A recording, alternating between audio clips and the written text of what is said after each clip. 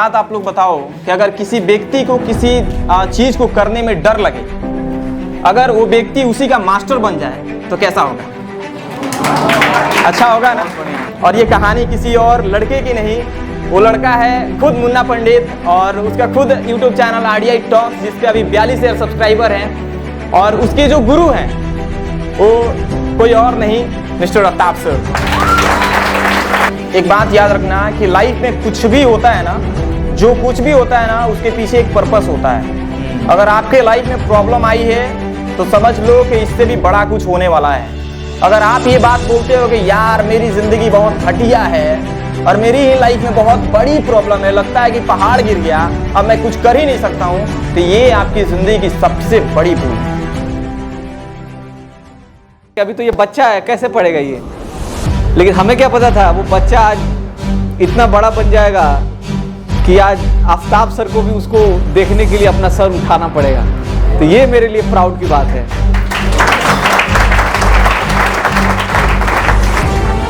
कहीं ना कहीं जब वो स्पीच देता था तो आधे आधे घंटे तक बोलते रह जाता था क्लास में। उसको मना करना पड़ता था, भाई अब रुक जाओ, हो गया, बैठ जाओ, ठीक है। जब कभी उसका वीडियो देखता हूँ, मैं अपने आप को देखता हूँ उसमें और मुझे अच्छा लगता है यार, मुझे लगता है मैं बोल रहा हूँ। तो मैं ज़्यादा टाइम नहीं लेना चाहूँगा। I like to call upon the stage none other than, मैं उसका डेजिग्नेशन या कुछ भी मैं नहीं रिवील करना चाहता, वो अपने मुंह से बताए तो वो ज़्यादा बेटर होगा।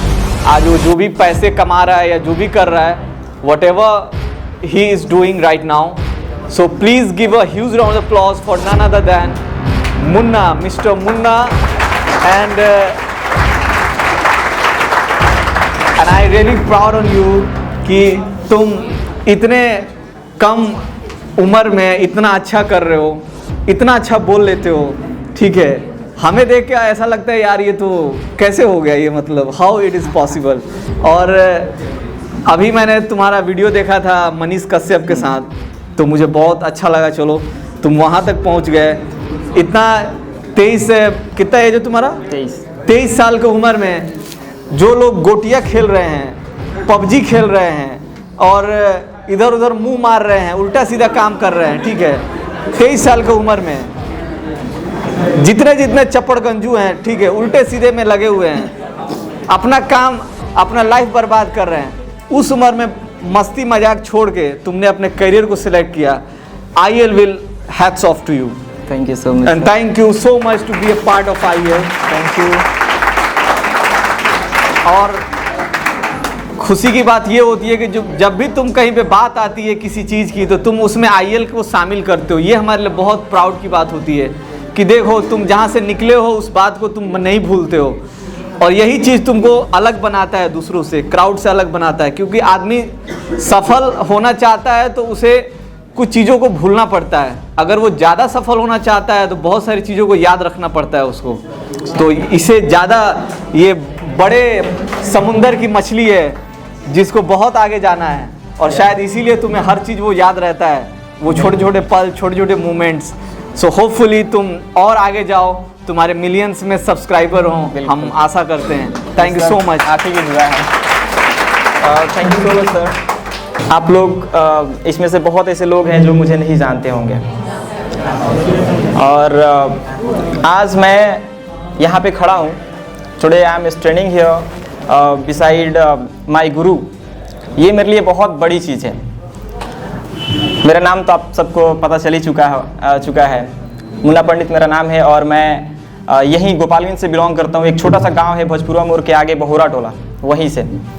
अब आप लोग सोच रहे होंगे कि इंग्लिश का भी सेमिनार चल रहा है यहाँ पे, और मैं हिंदी में स्पीच क्यों दे रहा हूँ। मुझे भी इंग्लिश आती है, इसमें कोई डाउट नहीं है, पर आज की कुछ बातें बहुत इम्पोर्टेंट है बतानी यहाँ पे। और मैं ये चाहता हूँ कि आज मैं खड़ा होकर जो स्पीच दे रहा हूँ, इसके साथ साथ मेरे गुरुजी मेरे साथ खड़े रहें। तो मैं इनसे रिक्वेस्ट किया कि सर आप मेरे साथ खड़ा रहिएगा।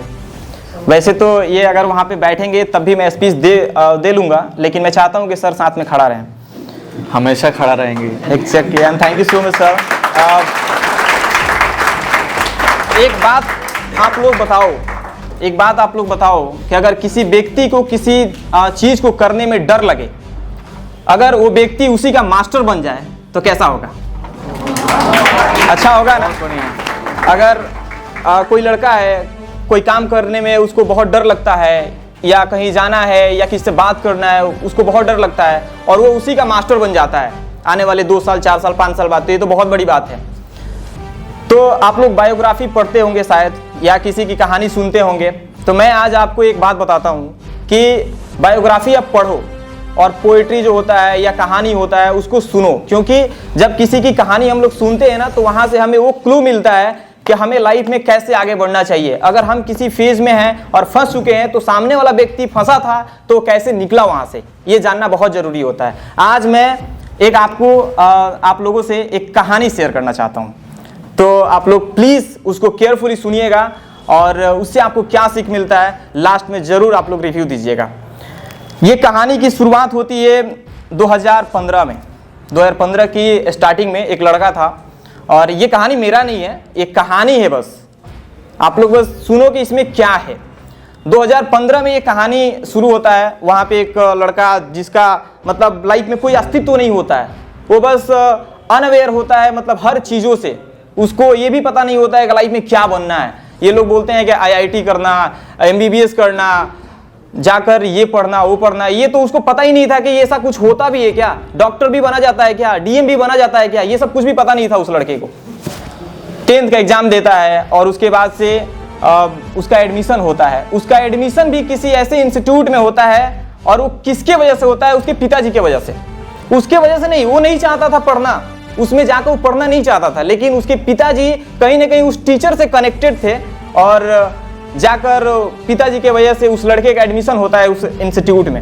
इंस्टीट्यूट में एडमिशन होने के बाद से उस लड़के के अंदर ये क्वालिटी थी ये कि जो भी पढ़ता था वो तुरंत ऑब्जर्व कर लेता था। अगर बोर्ड पे सर पढ़ा रहे हैं तो उसको बहुत अच्छे से ऑब्जर्व कर लेता था। ये क्वालिटी थी उस लड़के में। लेकिन क्या हुआ ना कि 2 महीना पढ़ते पढ़ते हुआ था, तो उस लड़के को सर ने कुछ टास्क दिए थे कि जाओ आप घर से ये पढ़ के आना, और वो लड़के के अंदर इतना कॉन्फिडेंस कि वो पढ़ के ही नहीं आया। वो पढ़ के नहीं आया इसलिए कि मुझे तो आता है, मैं बता दूंगा। और जब जाकर वो पोडियम पे खड़ा था अगले दिन, और जब सर पूछे कि तुमको ये जो मैंने कल टास्क दिया था याद करके आए हो कि नहीं, जब वो पूछे तो उसको नहीं आया, क्योंकि वो प्रिपेयर नहीं था। उसका ओवर कॉन्फिडेंस था कि मैं प्रिपेयर हूँ। और सर वहां से उसको क्लासरूम से फायर करते हैं, और बाहर 2 घंटा बच्चा खड़ा रहता है चुपचाप। ये भी सर से नहीं पूछता है सर आपने मुझे क्यों खड़ा किया है, ये भी जाकर नहीं पूछा कि सर मैं क्या अंदर आऊं, गलती हो गई है, ये कुछ भी नहीं। अब पता ना उस वक्त उसके अंदर ये मेंटालिटी था कि जाकर सॉरी बोले या ना बोले, ये सब कुछ भी पता नहीं था उसको। सिलसिला यूं ही चलता रहा। 16 आया, 17 आया, कुछ दिनों बाद कुछ घटना भी हुई लाइफ में, और धीरे धीरे इंग्लिश मतलब सीखते गया, मतलब इंग्लिश सीख रहा था उस वक्त तो। और वो टीचर से जब मैं बताता हूँ वो किस्सा उस लड़के की, कि जब छुट्टियाँ होती है ना क्लास की, तो बच्चे सब जाते हैं, सर से बोलते हैं बाय सर बाय सर। वो लड़का जब सर के सामने जब बच्चे खड़े रहते थे और वहाँ पे बच्चे जब बोलते थे सर बाय बाय, तो वो उनके पीछे से भागता था। कि बाय इसलिए नहीं बोलता था कि सर कहीं पूछ दिए कि आज तुमने क्या सीखा तो जवाब क्या देगा। तो ये मतलब बड़ी अजीब सी बात थी। और वो लड़का भागता गया यूं ही। एक दिन इंटरव्यू का सेशन चल रहा था उस इंस्टीट्यूट में, तो उसका तो पैर एकदम थर कांप रहा था कि भाई कैसे देंगे, क्योंकि आता ही नहीं ना, क्या बोलेंगे वहाँ पे। सामने वाला ये सोचेगा यार क्या बोल रहा है, या इसको नहीं आता है, क्योंकि उसको उतना नहीं आता था, क्योंकि वो जो बिलोंग करता है, जो लड़का एक सरकारी स्कूल में पढ़ता था, और वो इंग्लिश कहाँ से इतना जल्दी सीख जाए तो बहुत बड़ी बात हो जाती है। और मतलब उस वक्त उसको बहुत डर लग रहा था, क्योंकि वो इंटरव्यू का सेशन चल रहा था। बस यूं ही उसको कैसे भी करके उसको काट के निकाला, यार चलो बाल बाल बचे हम। वो लड़का बचा जो, ऐसे ही चलते रहा। और कहीं ना कहीं उसके मन में एक विचार था कि उसको बहुत बड़ा बनना है, इतना बड़ा कि मतलब उसके आगे कोई खड़ा होना तो उसको सोचना पड़े, इतना बड़ा बनना था उसको।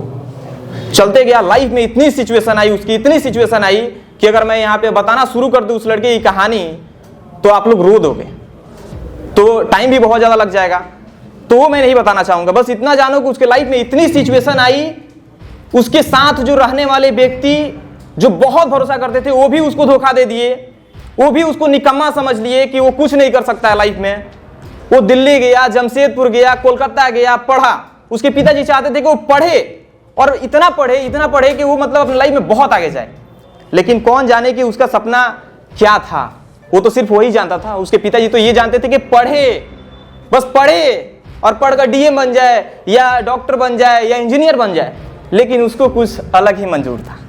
उसको ना डीएम बनना है, ना डॉक्टर बनना है, ना इंजीनियर बनना था, कुछ भी ये सब नहीं बनना था। कहानी की शुरुआत ऐसे ही मतलब चलते रहती है। तो कुछ दिन बाद उसको लगता है कि यार जो मेरा सपना है मोटिवेशनल स्पीकर बनने का, वो यूं ही नहीं हो जाएगा, उसके लिए कोई प्लेटफॉर्म चाहिए। अब मान लीजिए आपको किसी को मोटिवेट करना है तो उसके लिए तो प्लेटफॉर्म चाहिए ना, और आपके अंदर वो क्वालिटी होनी चाहिए, आपके अंदर वो चीज होना चाहिए कि आपके लाइफ में कुछ सिचुएशन हो, उससे आप सीखो, फिर लोगों को आप बताओ।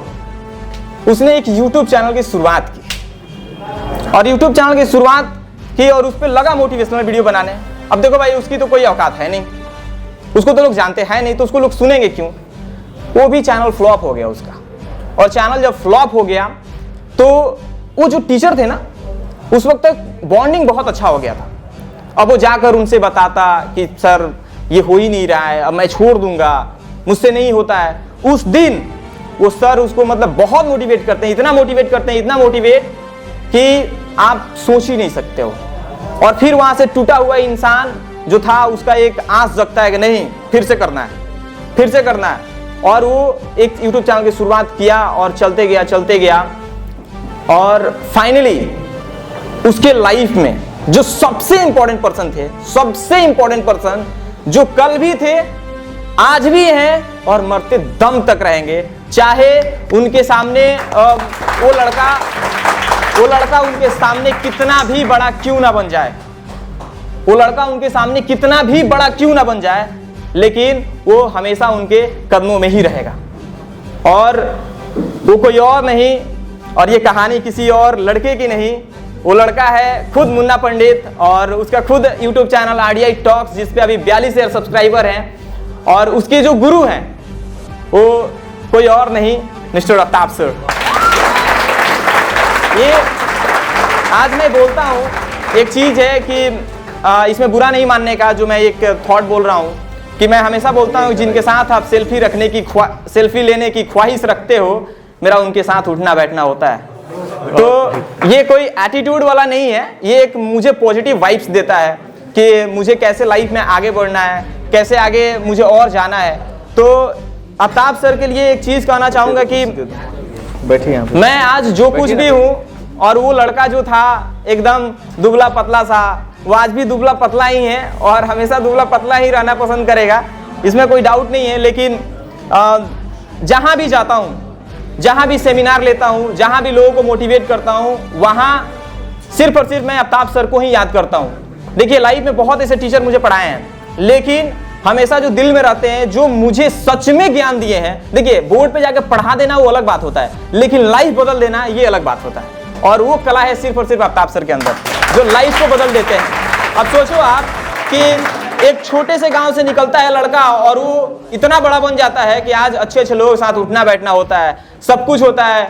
और जहाँ जाते हैं लोग मुझे मतलब ऐसे नहीं होता, रिस्पेक्ट देना, बहुत रिस्पेक्ट मिलता है, तो काफ़ी अच्छा लगता है, लोग सम्मान करते हैं। और अच्छे अच्छे लोगों के साथ जब मिल के मैं बातें करता हूँ, वहाँ जब मैं ये बातें बताता हूँ कि मेरे को बनाने के पीछे जिसका हाथ है वो सिर्फ और सिर्फ आफ्ताब सर हैं, तो एक सुकून मिलता है। इसीलिए कहा जाता है कि गुरु को कभी आप भूलो मत। जो व्यक्ति गुरु को भूल गया ना, अगर गुरु एक भी चीज सिखा रहा है, अगर आपने उसको आप भुला दिए ना, तो समझ लेना आप कामयाब नहीं होगे। अगर आपके जो होता है ना 100%, एक मैं केस निकाल दूं यहां से, अगर इसकी एक बूंद भी अगर आप में कमी रह गई ना, तो आप सफलता से मतलब कहीं ना कहीं दूर रह जाओगे। इसीलिए आपको 100% डालना ही पड़ेगा और 100% गुरु में विश्वास करना ही होगा। गुरु आपको डांट दे, आज मेरे आफ्ताब सर मुझे बोल दे कि एक पैर पे खड़ा रहो, तो मैं ये नहीं पूछ सकता हूं कि सर मैं एक पैर पे क्यों खड़ा रहूं, ये नहीं पूछ सकता हूं। जानते हो क्यों? क्योंकि मैं भरोसा करता हूं, मैं विश्वास करता हूं कि जो मेरे गुरु बोल रहे हैं ना, वो मेरे लिए बोल रहे हैं। आज मुझे एक पैर पे खड़ा होना पड़े ना, तो मैं रहूंगा, क्योंकि मैं आफ्ताब सर में विश्वास करता हूं। So he is not only a teacher, ये एक बहुत बड़े व्यक्ति हैं और मेरे लाइफ को बदलने में सर आपका बहुत बड़ा हाथ है। और सबसे बड़ा चीज है देखिए कि मैं इंटरव्यू देने में आपसे बहुत घबराता था। आप जब कोई पूछते थे तो, और आज देखिए ना, आपका बनाया हुआ लड़का आज लोगों का इंटरव्यू लेता है और सोशल मीडिया में पोस्ट करता है, तो ये बहुत बड़ी बात है। हर बार देखिए, माँ बाप तो होते ही हैं, माँ बाप तो सिखाते ही हैं, लेकिन मेरे लाइफ में माँ बाप से भी पहले आपकी प्रायोरिटी आती है कि आफ्ताब सर, चाहे कुछ भी हो जाए, हमेशा आप ही।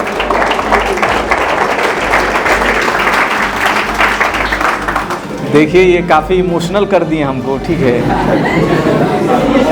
इनके आंखों में जो नमी आ गई है वो कहीं ना कहीं मेरे आंखों में भी है, और बहुत ये हमारे लिए भावुक पल है फ़िलहाल। लेकिन हम यही बोलना चाहेंगे कि देखो, ये लोग बोलते हैं ना नेवर गिव अप, ये सब कहने की बातें होती हैं, करके दिखाओ तो ना जाने किसके लाइफ में प्रॉब्लम नहीं है कि नहीं है। लोग बोलता है वीडियो देख लो, ये कर लो, तो चलो वो थोड़े देर के लिए तुम मोटिवेट हो जाओगे, बट वो जो लाइफ टाइम मोटिवेशन है वो कैसे आएगा, वो तुम खुद ही लाओगे। उसके लिए तुम लाइफ टाइम मोटिवेशन तुम खुद में ही अपने आप में डेवलपमेंट करना पड़ेगा, तुमको इन्वेंशन करने पड़ेंगे, अपने स्टोरी लिखना पड़ेगा, तब जाके वो लाइफ टाइम मोटिवेशन आएगा तुमको। ये नहीं कि हाँ बस दूसरों को देख के अपना चलो देख लिया, आज कर लिया, आज तुम लोग लग रहा होगा मोटिवेटेड फील कर रहे हो, कल से फिर वही वाला अपना चलो हई हो, तो वो वाला फिर वही बात हो जाएगा। तो ये बात है कि जो तुम्हारा जो एज है, इस एज में तुम इतने मैच्योर कैसे हो गए। मेरे को जो तुम ठोकर खाए हो, ये लोग सही कहता है कि जो इंसान मतलब जितना ज़्यादा लात जूता खाता है वो उतना ही मजबूत बनता है। और मैं एक थॉट हमेशा बोलता था तुम लोग के बैच में, और हर बैच में बोलता हूँ कि a finest steel must go through the hottest fire. जो फाइनेस्ट स्टील होता है, मतलब जो बहुत ज़्यादा महंगा जो लोहा होता है ना, वो उतना ही ज़्यादा ताप से गुजरता है। तो आप ये मत सोचो कि आपके लाइफ में प्रॉब्लम्स है, ये है वो है। हो सकता है कि जो ये आ रही है ना, ये आपको मजबूत बनाने के लिए आ रही हैं, आप आगे बढ़ोगे, आप कामयाब बनोगे। So that's what make you stronger. And thank you so much to be a part of IEL. Sir कि आप जो बोले कि कैसे स्ट्रॉन्ग बनते हैं, हाँ, तो एक चीज़ मैं बताना चाहूँगा कि एक बात याद रखना कि लाइफ में कुछ भी होता है ना, जो कुछ भी होता है ना, उसके पीछे एक पर्पस होता है। अगर आपके लाइफ में प्रॉब्लम आई है तो समझ लो कि इससे भी बड़ा कुछ होने वाला है। अगर आप ये बात बोलते हो कि यार मेरी ज़िंदगी बहुत घटिया है और मेरी ही लाइफ में बहुत बड़ी प्रॉब्लम है, लगता है कि पहाड़ गिर गया, अब मैं कुछ कर ही नहीं सकता हूं, तो ये आपकी जिंदगी की सबसे बड़ी भूल है। Everything happen for the purpose. जो कुछ भी होता है ना, पर्पस से होता है। मैं अगर उस वक्त उस इंस्टीट्यूट में नहीं गया होता तो मैं आज यहां नहीं होता, तो भी कहीं ना कहीं पर्पस था, उसे हमें खोजना पड़ता है। अगर हम नहीं उसे ढूंढे तो हम खो जाएंगे फिर। इसीलिए हमें अपने आप को खोने से पहले अपने पर्पस को ढूंढना होगा। और लाइफ में कोई भी सिचुएशन आ जाए तो ऐसा नहीं कि हिम्मत हार जाएंगे, नहीं, उससे लड़ेंगे, क्योंकि उससे बड़े हम हैं, उससे बड़े मेरा जज्बा है, जो मेरा हौसला है ना, उससे कई गुना ज़्यादा बड़ा है। और ये सब के लिए आपको अपने आप पे इतना भरोसा रखना होगा कि चाहे आप कुछ भी हो जाए, दुनिया का कोई भी इंसान आपको बोल दे कि तू नहीं कर सकता है, उस वक्त भी आपके अंदर से आवाज़ आनी चाहिए कि मैं कर सकता हूं, मैं कर सकता हूं। Again thank you so much sir. एक चीज़ जाते जाते बस इतना ही जानना चाहूँगा कि जैसे मैंने इंटरव्यू की बात की, मैंने आपका भी इंटरव्यू लिया था, और आने वाले कुछ दिनों बाद बहुत तगड़ा इंटरव्यू लेने वाला हूं, क्योंकि मैं प्रिपेयर हो रहा हूं उस चीज़ के लिए कि जो 7 साल की कहानियाँ हैं उसको मैं कैसे 30 मिनट में डिलीवर कर पाऊँ, उसके लिए मैं रेडी हो रहा हूँ। तो ये बताइए मुझे जाते जाते, ऐसे ही मैं पूछता हूँ अपने इंटरव्यू में कि ये बताइए जाते जाते कि आरडीआई टॉक्स पे आकर आपको कैसा लगा। तो ये बताइए आज कि आपको अपने बच्चे की कहानी सुनकर कैसा लगा।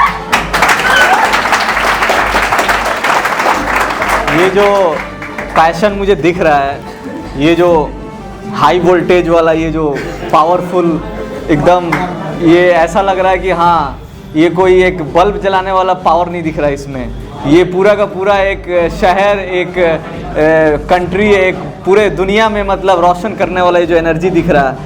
I proud on that and I proud of you कि तुम हमारे स्टूडेंट रहे हो, और हमेशा जब भी तुम्हें कुछ भी होता है तुम आके बात करते हो, पूछते हो, बात करना जरूरी होता है। कोई ना कोई आपके लाइफ में होना चाहिए जिससे आप बात करें, शेयर करें, कुछ प्रॉब्लम्स हो रहा है तो उसको बताएं। तो मुझे बहुत खुशी हुआ RDI टॉक्स पे आके तुम्हारे साथ खड़ा होके। I really I am so thankful for that कि मुझे इस बात का एहसास हो रहा है कि हाँ, हमने जो 8 साल पहले जो कहानी लिखना शुरू किया था उसके आप लोग एक किरदार हैं। बिल्कुल। और ये ऐसे किरदार हैं जो इस दुनिया को रोशन कर रहे हैं अपने टैलेंट से, अपने नाम से। होपफुली जब मैंने ये आपके गूगल बॉय का वीडियो देखा था जिस पे मिलियंस व्यू हैं, तो मुझे काफ़ी अच्छा लगा था कि आप ऐसे ऐसे लोगों को उठा के ला रहे हो जो मतलब काफ़ी डिज़र्व करते हैं उस चीज़ को। क्योंकि बड़े बड़े लोगों की कहानियाँ हर कोई दिखाता है, छोटे लोगों की कहानियाँ दिखाओ यार, उनके पास भी तो बहुत सारा चीज़ है दिखाने को। तो I am really thankful for that कि आप इतना अच्छा काम कर रहे हो। होपफुली आप और आगे जाओ। जाते जाते बस एक चीज़ कि मैं हमेशा अपने RDI टॉक्स भी ये बातें बोलते रहता हूँ कि देखो, सॉरी बोलना बहुत इंपॉर्टेंट है। अगर गलती हो जाए ना तो सॉरी बोल दो यार, वो झुक जाओ, झुकोगे तभी रिश्ते बचे रहेंगे। क्योंकि रिश्ता कोई टूट जाता है ना, उसे आप तोड़ना चाहते हो इसीलिए टूटता है। अगर आप तोड़ना ही नहीं चाहोगे तो टूटेगा ही नहीं। एक चीज़ है कि हर व्यक्ति से गलती होता है, हर व्यक्ति से गलती होता है। दुनिया का कोई ऐसा व्यक्ति नहीं है जिससे गलती ना हुआ हो। अब कई बार तो ये होता है गलती हो जाता है, पता भी नहीं होता है। हाँ, तो उसे जो एहसास कर लेता है ना, वही असल में वो चीज़ को समझता है, जो स्पिरिचुअल बंदा होता है। तो मैं कहीं ना कहीं स्पिरिचुअल बंदा हूँ। तो एक चीज़ जाते जाते ये कहूँगा कि thank you so much sir. और एक चीज़ कि अगर लाइफ में कभी भी कोई गलती हो जाए ना तो बस माफ़ कर दीजिएगा। एक बात हमेशा याद रखिएगा आप कि मुन्ना, आप तो बहुत बड़े बन गए, मतलब बहुत बड़े हैं, बहुत बच्चों के इंस्पिरेशन हैं। नहीं, मेरे नज़रों में तो है ना आप।